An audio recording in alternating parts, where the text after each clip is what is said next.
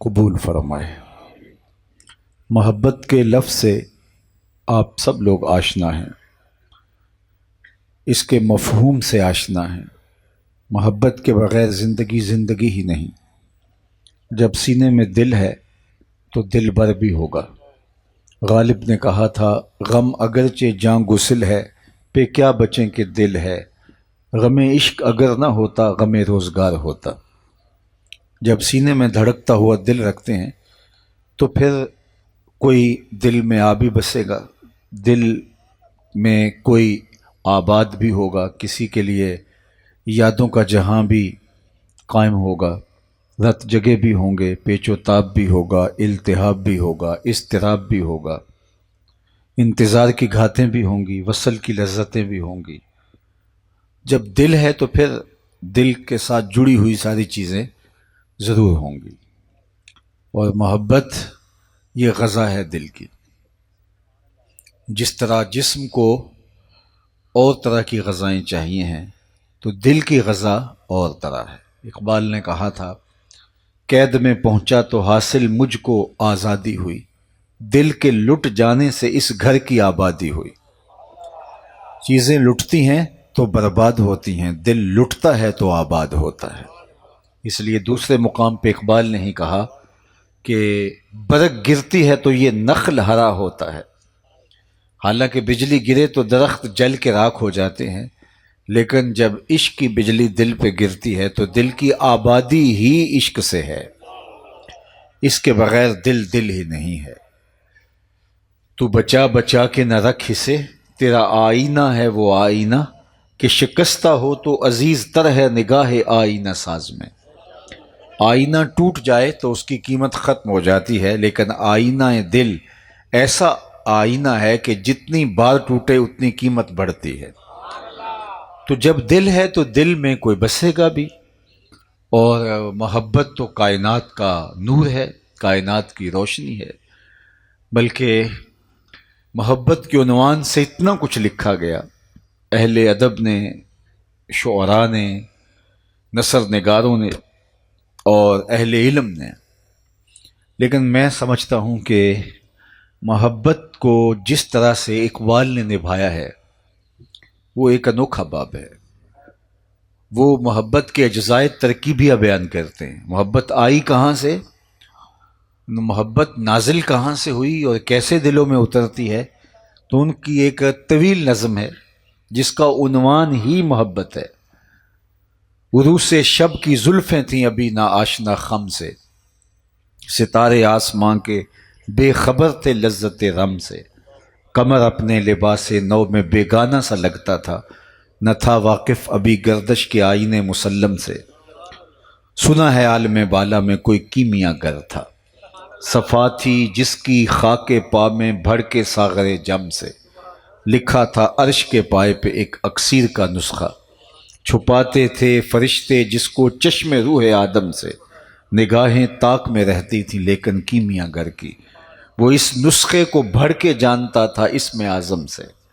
اب اجزائے ترکیبیہ دیکھیے، بڑا تسبیح خوانی کے بہانے عرش کی جانب، تمنا دلی بھر آئی آخر سائے پہم سے، پھرایا فکر اجزا نے اسے میدان امکا میں، چھپے گی کیا کوئی شے بارگاہ حق کے محرم سے، چمک بجلی سے مانگی چاند سے داغ جگر مانگا، حرارت لی نفس ہائے مسیح ابن مریم سے، ذرا سی پھر ربوبیت سے شان بے نیازی لی، ملک سے عاجزی افتادگی تقدیر شبنم سے، پھر ان اجزاء کو گھولا چشمہ حیوان کے پانی میں، مرکب نے محبت نام پایا عرش اعظم سے، محوس نے یہ پانی پھر ہستی نوخیز پہ چھڑکا، گرا کھولی ہنر نے اس کے گویا کار عالم سے، ہوئی جنبش عیاں ذروں نے لطف خواب کو چھوڑا، گلے ملنے لگے اٹھ اٹھ کے اپنے اپنے ہمدم سے، خرام ناز پایا آفتابوں نے ستاروں نے، چٹخ غنچوں نے پائی داغ پائے لال ازاروں نے۔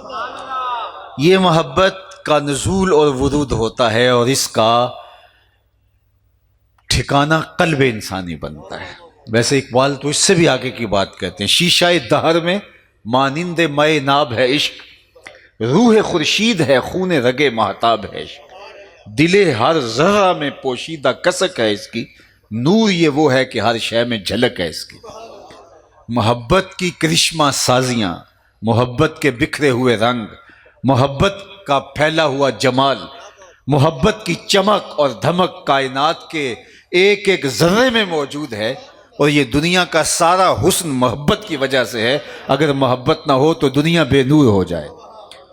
تو محبت، بلکہ کن تو کنزن مخفین فاحببت ان اعرفا، ادھر سے آواز آ رہی ہے، حدیث قدسی ہے، میں تو ایک پوشیدہ خزانہ تھا، مجھے کوئی جانتا نہیں تھا، مجھے کوئی مانتا نہیں تھا، اس لیے کسی کا وجود ہی نہیں تھا، کسی کا تشخص ہی نہیں تھا۔ فاحببت ان اعرفا، پھر میں نے چاہا، مجھے محبت ہوئی، اور میں نے چاہا کہ میں پہچانا جاؤں۔ عشق کا ذوق نظارہ مفت میں بدنام ہے، حسن خود بے تاب ہے جلوہ دکھانے کے لیے۔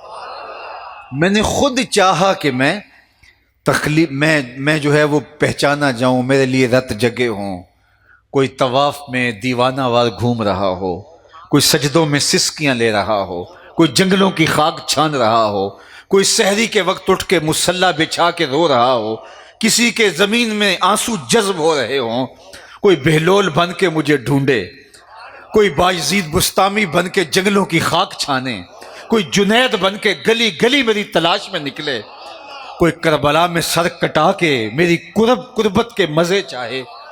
فَأَحْبَبْتُ أَنْ أُعْرَفَ، میں نے خود ہی چاہا کہ میں پہچانا جاؤں۔ تو جب میں نے اس چیز سے محبت کی تو فَخَلَقْتُ الْخَلْقَ، تو میں نے مخلوق کو پیدا کر دیا، اور مخلوق میں سب سے پہلا تعین، سب سے پہلا تشخص، سب سے پہلا وجود جو خلط وجود سے نوازا گیا وہ نور محمد عربی صلی اللہ علیہ وسلم۔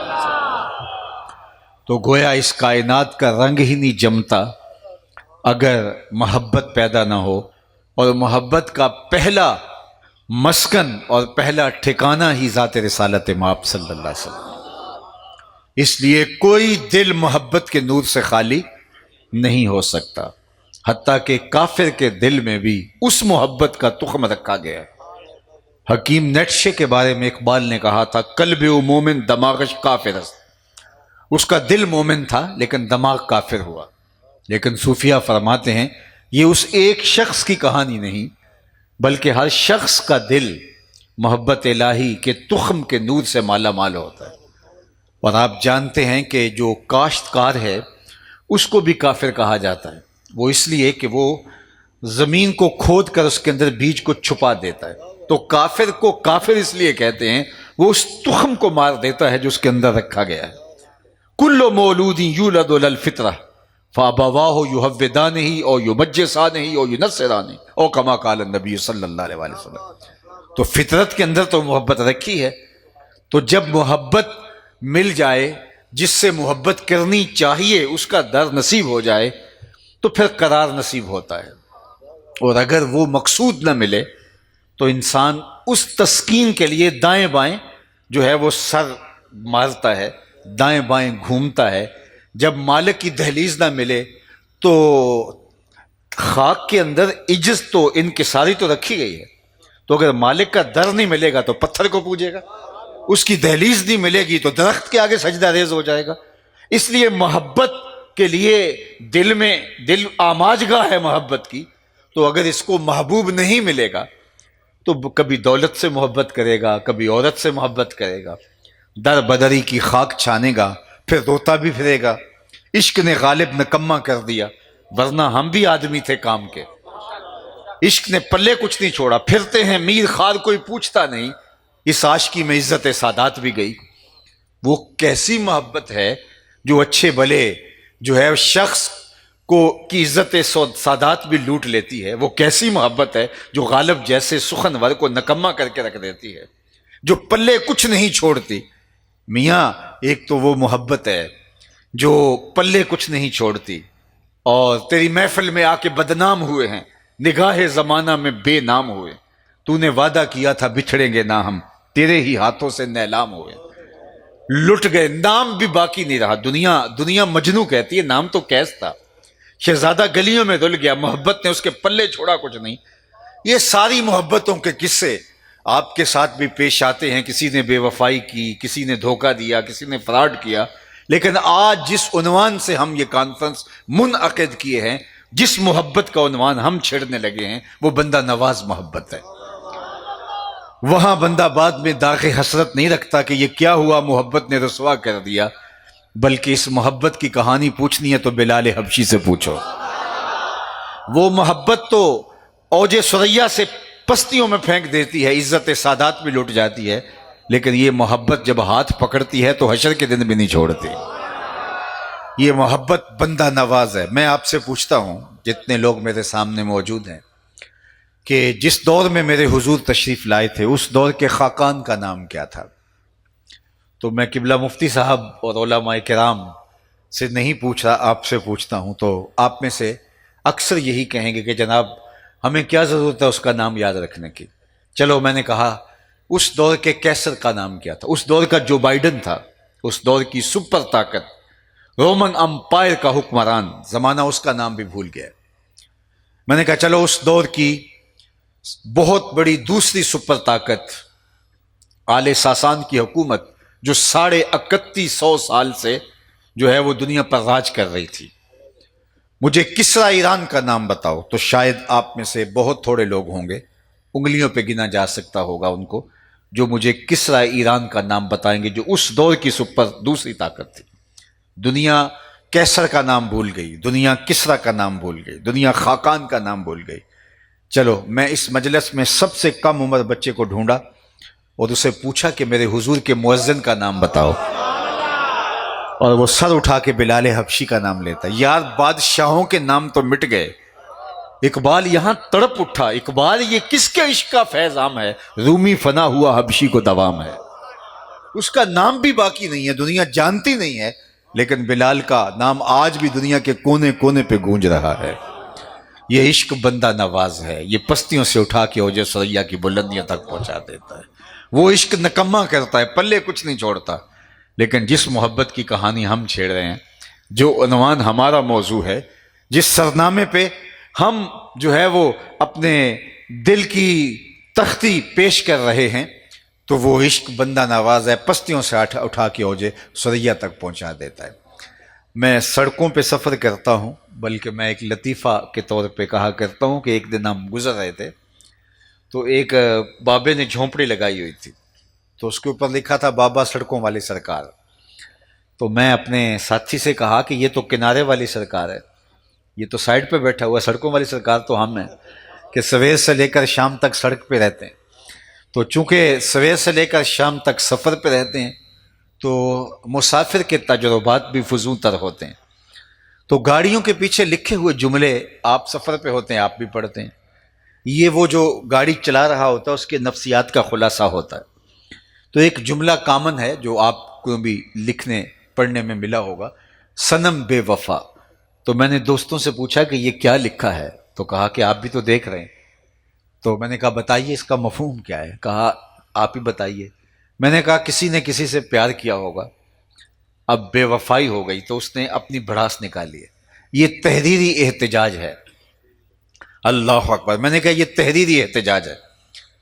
میں نے کہا صاحب تو نے پیار اس سے کیا جس نے بے وفائی کی، آ تجھے وہ چوکھٹ بتاؤں، جو ہاتھ پکڑتے ہیں تو حشر کے دن بھی نہیں چھوڑیں گے۔ ان سے وابستہ تو ہو کے دیکھ، ان سے تعلق جوڑ کے تو دیکھ، وہ پستیوں سے اٹھاتے ہیں اوج ثریا کی بلندیوں تک پہنچا دیتے ہیں۔ تو یہ عشق نکما نہیں کرتا، یہ عشق سرخرو کرتا ہے۔ عشق کی ایک جست نے کر دیا قصہ تمام، اس جہانے بے کراں کو، اس جہانے بے کراں کو بے کراں سمجھا تھا تو، عشق کی ایک جست نے کر دیا قصہ تمام، اس زمین و آسماں کو بے کراں سمجھا تھا تو یہ عشق کی کرشمہ سازیاں ہیں کہ وہ پستیوں سے اٹھا کے بلندیوں تک پہنچاتا ہے۔ اور میں اور آپ جن سے محبت کا ربط رکھتے ہیں، جن سے دعویٰ عشق رکھتے ہیں، وہ تو ایسے محبوب ہیں کہ جو خدا کے بھی محبوب ہیں۔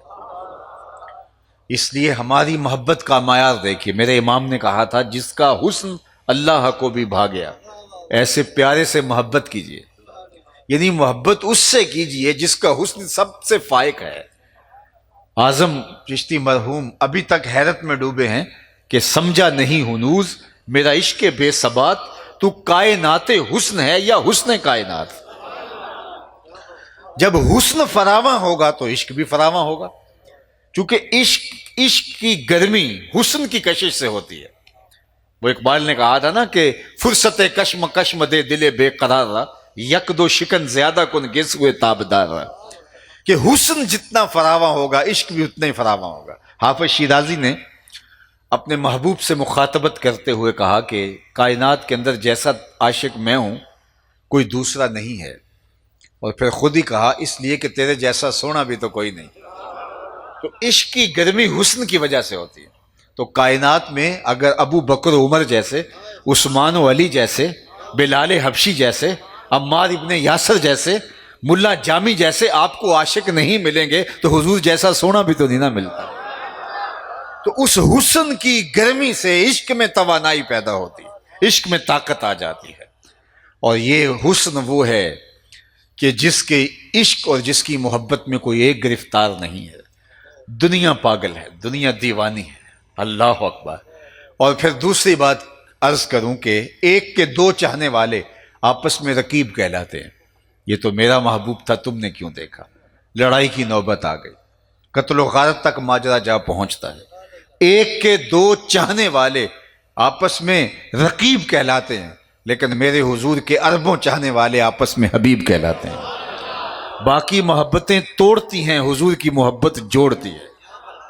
دل بمحبوب حجازی بستائیم، زیں جہت با یک دیگر پیوستائیم، چوں گلے صد برگ مارا بو یکیست، او کے جانے ای نظاموں او یکیست، مست چشمے ساکیے بتہاستیم، در جہاں مثل مو می نازتیم، ہزاروں قومیں وجود میں آئیں دہر میں خشک و تر کے رشتے سے، ہم نے بنیاد دوستی رکھی یاد خیر البشر کے رشتے سے۔ میری آپ سے کوئی رشتہ داری تو نہیں ہے، کوئی کاروباری سانج بھی نہیں ہے، لیکن آپ کی پیشانیوں پہ لکھا ہوا پیار، آپ کی پتلیوں کے اوپر لکھی ہوئی محبت، اور میرے دل میں آپ کے لیے محبت کا ایک امٹتا ہوا جہاں، یہ کیسے پیدا ہوا؟ محمد کی وساطت سے۔ محبت تیری میری ہے، محبت اصل ہے ان کی، نہ تیری ہے نہ میری ہے۔ تو یہ بنیاد ہے محبت کی، اور اسی لیے ہم کہتے ہیں اگر کائنات کو جوڑنا چاہتے ہو تو حضور کی محبت کے سائے میں آ جاؤ۔ اقبال کے سارے کلام کا رس نچوڑو تو خلاصہ یہ نکلتا ہے کہ محمد سے وفا تو نے تو ہم تیرے ہیں، یہ جہاں چیز ہے کیا، یہ جہاں چیز ہے کیا، لوح و قلم تیرے ہیں۔ اور کبھی بولے کہ قوت عشق سے ہر پست کو بالا کر دے، دہر میں عشق محمد سے اجالا کر دے۔ تو چراغاں حضور کے نام سے ہو گئی، محبت حضور کے نام سے ہمارے اندر توانائی پیدا کرے گی۔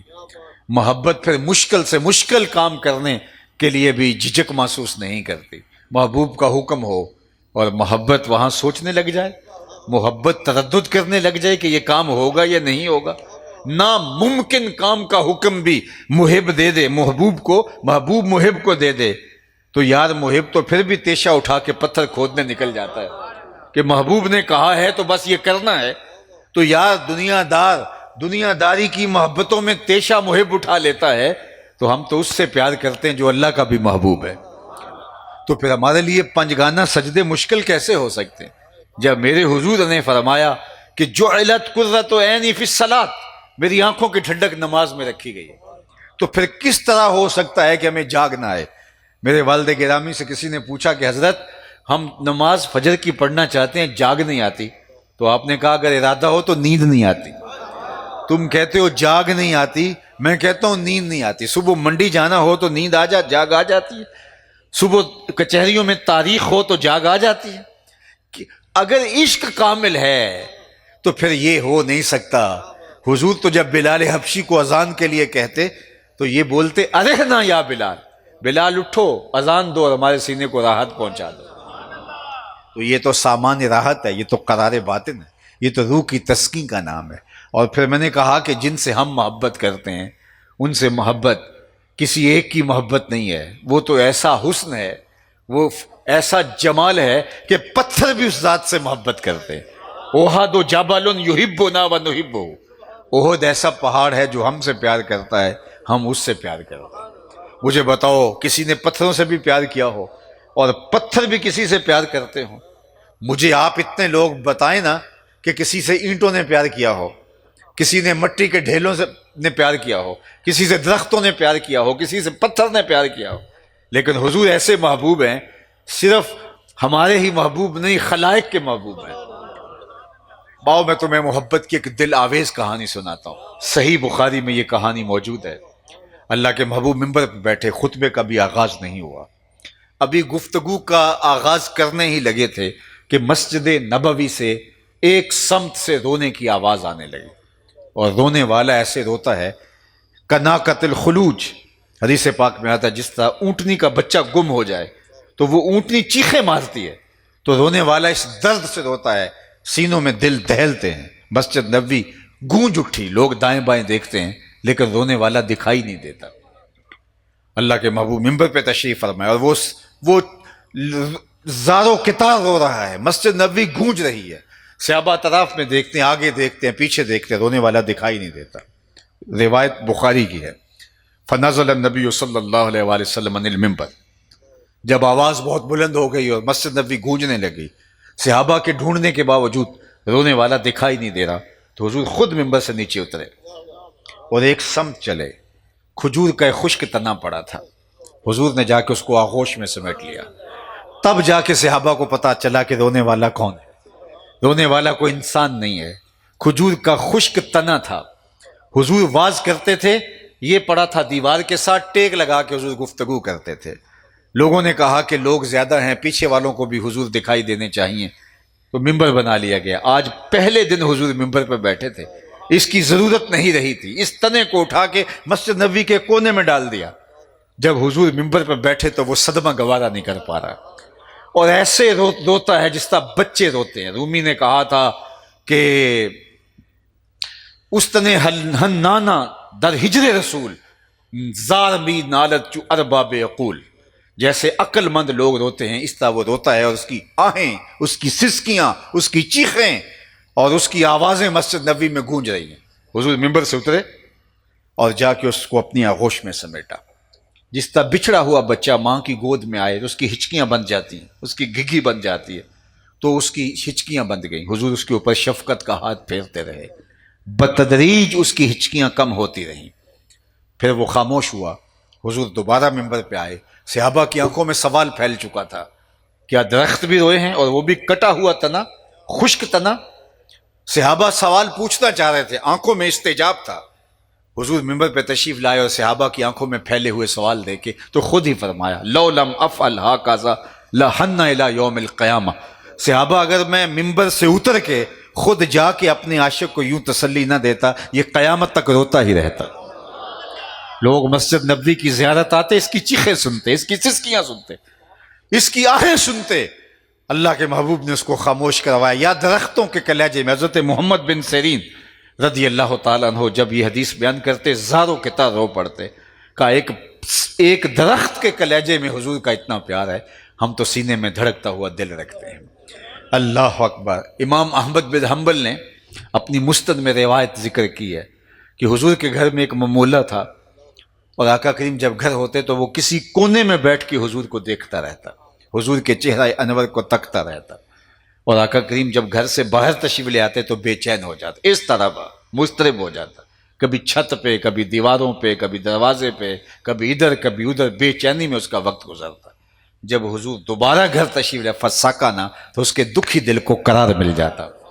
درختوں کے کلیجے، پتھروں کے سینے اور کائنات کا ایک ایک ذرہ حضور کی محبت میں پگھل رہا ہے۔ کیسا پیار اللہ نے محبوب کے لیے کائنات کے کلیجے میں رکھ دیا۔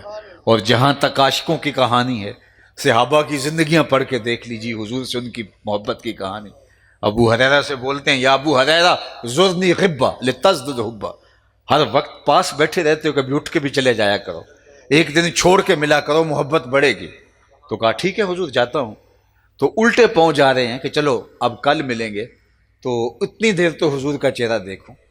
تو راستے میں کھجور کا تنا تھا اور ایک ستون بنا ہوا تھا، جب اس کی اوٹ سے گزرنے لگے اور چند سیکنڈ کے حصوں کے برابر حضور کا چہرہ نظر نہیں آیا تو دوڑ کے آ کے بیٹھ گئے۔ حضور ایک دن کیسے گزرے گا، چند لمحے بھی نہیں گزرتے۔ حضرت ثوبان کی کہانی دیکھ لیجئے۔ حضرت ثوبان کو حضور نے دیکھا تو وہ کمزور ہوئے ہیں، تو کہا کہ کوئی بیماری ہے تمہیں؟ کہا کوئی بیماری نہیں۔ تو کہا تمہارا کیا حال ہے؟ کہا ایک خیال نے مجھے کمزور کر دیا۔ پوچھا وہ کون سا خیال؟ کہا سوچتا ہوں جنت میں گیا بھی تو کسی نچلے درجے میں ہوں گا اور آپ نبیوں کے ساتھ اوپر والے درجے میں ہوں گے، تو میں سوچتا ہوں کہ آج تو جب دل اداس ہوتا ہے آپ کو دیکھ لیتے ہیں، قیامت کے دن جنت میں کیا بنے؟ لوگ جنت کی دعائیں مانگتے ہیں اور وہ صحابی جو ہے وہ اس غم میں کمزور ہو گیا ہے کہ جنت میں حضور کا دیدار ہوگا یا نہیں ہوگا۔ اللہ اکبر۔ لیکن جنت تو مقام ہی ایسا ہے کہ جس میں جو چاہو گے وہ ملے گا۔ وَلَكُمْ فِيهَا مَا تَشْتَهِي أَنفُسُكُمْ۔ کسی نے کہا کہ جناب کوئی ایسا واقعہ بتائیں کہ جنت کا شوق اور بھی بڑھ جائے۔ کہا جنت میں حضور ہوں گے، شوق فراواں بڑھ جائے، حضور علیہ الصلوۃ والسلام کی کا دیدار وہاں جنت میں ہوگا، وہ کیا منظر نامے ہوں گے۔ ایک صحابی آتا ہے کہتا ہے متی الساعہ یا رسول اللہ، حضور قیامت کب آئے گی؟ آقا کریم فرماتے ہیں ما عادت لہا، تو نے تیاری کیا کر رکھی؟ شاگرد پوچھے کہ استاد پیپر کب ہوں گے؟ تو استاد کو یہی محسوس ہوگا اس کی تیاری خوب ہے، اس لیے بےتاب ہے کہ امتحان کب ہوں گے۔ متی الساعہ، قیامت کب آئے گی؟ لوگ تھر تھر کانپتے ہیں قیامت سے، اور وہ پوچھتا ہے حضور قیامت آئے گی کب؟ اللہ اکبر۔ فرمایا کہ ما عادت لہا، تو نے تیاری کیا کر رکھی ہے؟ کہا اللہ اور اس کے رسول سے پیار کرتا ہوں۔ تو آقا کریم نے فرمایا المرء مع من احبہ، جو جس سے پیار کرتا ہے اس کے ساتھ ہی ہوگا۔ اللہ اکبر۔ حضرت انس فرماتے ہیں رضی اللہ تعالیٰ عنہ، ایمان لانے کے بعد سب سے زیادہ اگر ہمیں زندگی میں کوئی خوشی ہوئی تو حضور کا یہ فرمان سن کے ہوئی کہ آج بھی حضور کی قربت میں ہیں، جنت میں بھی حضور کی قربت میں ہوں گے، اور وہ کیا مزے ہوں گے اور وہ کیا کیفیت ہوگی۔ تو محبت میری اور آپ کی زندگی کا سرمایہ، اور حضور کی محبت کے بغیر ہم جی نہیں سکتے، اور حضور کی محبت، حضور کا پیار ہمارے لیے سرمایہ حیات ہے۔ لیکن صرف محبت ہماری زبان کی نوک پہ نہیں، ہمارے دل کی اتھاہ گہرائیوں میں۔ محبت کا مرکز زبان نہیں ہے، محبت کا مرکز جو ہے وہ ہمارا قول نہیں ہے، محبت کا مرکز قلب ہے، محبت کا ٹھکانہ ہی دل ہے۔ اس لیے جب دل محبت میں مغلوب ہوتا ہے تو پھر ادائیں محبوب کی چاہت کی مطابقت میں ہوتی ہیں۔ تو یہ کیسے ہو سکتا ہے کہ ہم حضور سے محبت کریں لیکن آقا کریم کے بتائے ہوئے طریق کے مطابق نہ چلنے پائیں؟ محبوب تو وہ کام دے دے جس کا کرنا مشکل ہو، ناممکن ہو، تو محب وہ بھی کرنے سے گریز نہیں کرتا، اور جس کام کا کرنا مشکل ہی نہ ہو، کام کا کرنا ناممکن ہی نہ ہو، اور محبوب ایک بار نہیں 750 مرتبہ کہے اور اس سے ہم گریز کریں تو پھر محبت ابھی کمزور ہے، ناقص ہے۔ اے بلبل شوریدہ تیرا نغمہ خام ہے، ابھی کچھ اور دیر کے لیے اپنے سینے میں تھام، ابھی تیری محبت کامل نہیں ہوئی۔ عاشق ہر کوئی آکھے پر عاشق بندا مر کے، زہر پیالہ کوئی نہیں پیندا پر عاشق پیندا پر کے۔ جب محبت کا دعویٰ کیا ہے تو پھر محبوب کی اداؤں کے سانچے میں ڈل جائیں، دور سے پتہ چلے یہ حضور کا غلام آ رہا ہے۔ محب تو محبوب کی منشا کو بھانپ لیتا ہے، حکم تو دور کی بات، وہ تو دیکھتا ہے کہ محبوب کی منشا کیا ہے۔ مدینۃ المنورہ کی ایک گلی سے حضور گزر رہے ہیں، ایک ایسا گھر بن رہا تھا جو طرز تعمیر حضور کو کسی وجہ سے پسند نہیں تھا۔ تو آقا کریم نے رک کے کہا کہ یہ گھر کس کا ہے؟ کہا فلاں انصاری صحابی کا۔ کچھ نہیں کہا، گزر گئے۔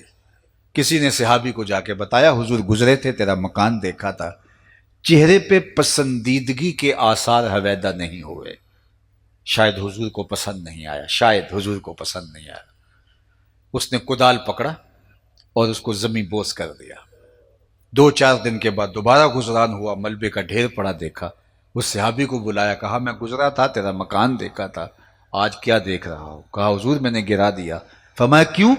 عرض کی سنا تھا آپ کو پسند نہیں، سنا تھا آپ کو پسند نہیں، میں سر سے لے کر پاؤں تک دیکھوں میرا کیا کیا حضور کو پسند نہیں، عقیقے سے لے کر ولیمے تک دیکھوں میرا کیا کیا حضور کو پسند نہیں، نجی زندگی سے لے کے طرز سیاست تک دیکھوں میرا کیا کیا حضور کو پسند نہیں۔ محمد دی زیارت محمد دے رنگ وچ، اے ٹھگ بازیاں جانے پیارا محمد۔ محبوب کا حکم ہو وہ تو محبوب کا حکم ہے۔ اللہ کے محبوب نے فرمایا حضرت عبداللہ ابن رواحہ کو جب جنگ موتا پہ ان کو روانہ کیا، فرمایا کہ تم لوگوں کو لے جاؤ اور جنگ موتا پہ چلے جاؤ۔ یہ جمعرات کا دن تھا۔ حضرت عبداللہ ابن رواحہ نے سوچا کہ پتہ نہیں دوبارہ حضور کی زیارت بھی ہوتی ہے کہ نہیں، اور جنگ موتا میں ان کی شہادت بھی ہو گئی۔ تو انہوں نے سوچا کہ میں صحابہ کو بھیج دیتا ہوں، اور میرے پاس تیز رفتار گھوڑا ہے، تو میں رات یہاں ٹھہرتا ہوں مدینے میں، صبح حضور کے پاس جمعہ پڑھوں گا، زیارت کروں گا، اور پھر ان کے ساتھ جا کے ابھی وہ چند منزلیں گئے ہوں گے تو ان کے ساتھ شامل ہو جاؤں گا، اور حضور کے حکم کی تعمیل ہوگی۔ تو انہوں نے صحابہ کو بھیج دیا، قافلہ تیار کر کے روانہ کیا، اور خود رک گئے۔ جب جمعہ کی نماز کے لیے حضور علیہ الصلوۃ والسلام تشریف لائے اور خطبے کے لیے ممبر پر بیٹھے، تو مجمع میں ابن رواحہ کو بیٹھا دیکھا، تو فرمایا ابن رواحہ، میں نے تو کہا تھا کہ ان لوگوں کو لے کے چلے جاؤ اور تم یہاں بیٹھے ہو۔ عرض کی حضور میں نے قافلہ روانہ کر دیا، میں کچھ ٹھہر گیا ہوں، رک گیا ہوں، میری آرزو تھی کہ آخری بار آپ کے چہرے کو دیکھ لوں، نہ جانے پھر دوبارہ ملاقات بھی ہوتی ہے یا نہیں ہوتی۔ تو اللہ کے محبوب نے فرمایا ابن رواحہ، زمین اور آسمان کے درمیان جتنی جگہ ہے یہ اگر سونے سے بھر جائے اور تم اس کو راہ خدا میں خیرات کر دو، تم ان لوگوں کے اجر تک نہیں پہنچ سکتے جو کل چلے گئے ہیں، کیونکہ وہاں حکم تھا حضور کا، اور یہاں اللہ کے محبوب علیہ السلام کی زیارت کا شوق، تو محبت میں امر غالب ہوتا ہے۔ اللہ اکبر۔ تو محبوب کا حکم اور ہمیں پرواہ ہی نہ ہو۔ مدینہ المنورہ میں حضور تشریف فرما تھے، تو ایک صحابی آئے، انہوں نے حضور سے سلام لینا چاہا، تو حضور نے رخ پھیر لیا۔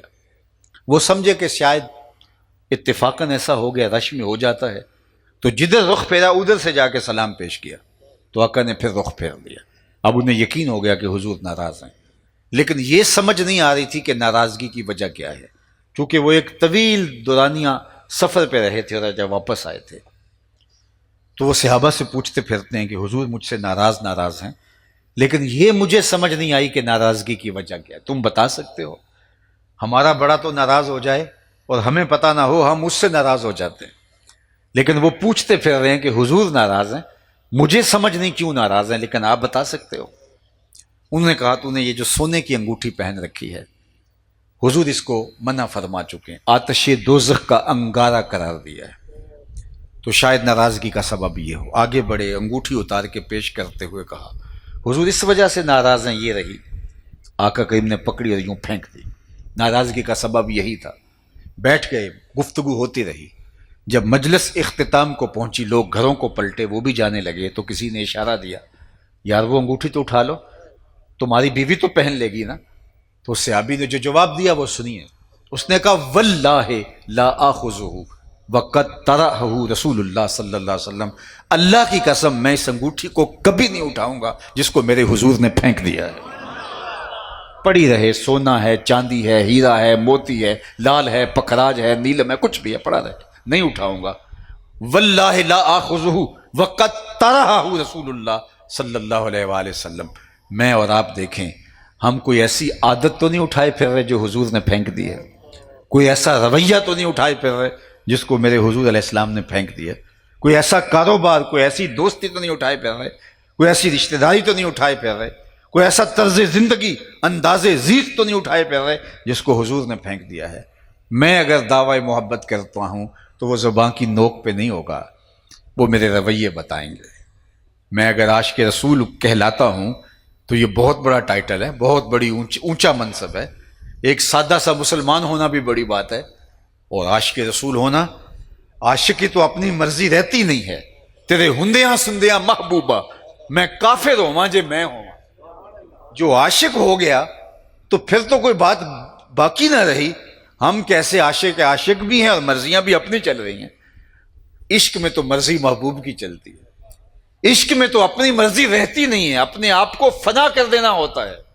بذل جانو مالو نامو ننگ در طریق عشق اول منزل است۔ اللہ اکبر۔ مال بھی، جان بھی، اولاد بھی، سب کچھ قربان کرنا، کہا یہ ابھی عشق کا بیانہ ہے، عشق کی منزل آگے شروع ہوتی ہے۔ بذل مالو جانو نامو ننگ در طریق عشق اول منزل است، یہ تو آغاز ہے۔ اور ہم سب سے بڑے عاشق رسول، ہم نے کبھی نماز بھی نہ پڑھی ہو تو میاں پھر ہمیں اپنے عشق کو پختہ کرنے کی ضرورت ہے۔ ہمارا رویہ بتائے کہ ہم حضور کے غلام ہیں۔ ایک صحابی بھی ایسا نہیں ملے گا جو نماز نہیں پڑھتا تھا۔ کفر اور اسلام کے درمیان جو فرق ڈالا گیا وہ نماز کا ہے۔